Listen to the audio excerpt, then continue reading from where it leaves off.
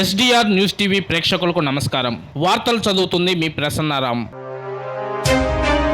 Road ప్రమాదంలో గాయాలైన వ్యక్తికి వైద్య సహాయం అందించి తన వైద్య వృత్తిని ప్రదర్శించి షబాష్ అనిపించుకున్న డాక్టర్ గొట్టిపాటి లక్ష్మి.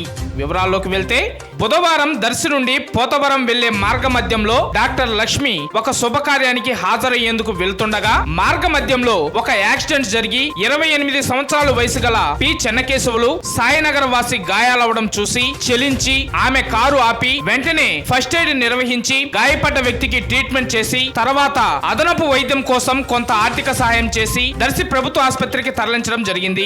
ఒక డాక్టర్ గా డాక్టర్ లక్ష్మి మానవతావాదంతో దారిలో వెళ్తూ యాక్సిడెంట్ ను చూసి చెలించి బాధితులకు వైద్య సేవలు అందించడం గొప్ప విషయంగా స్థానిక ప్రజలు చెబుతున్నారు.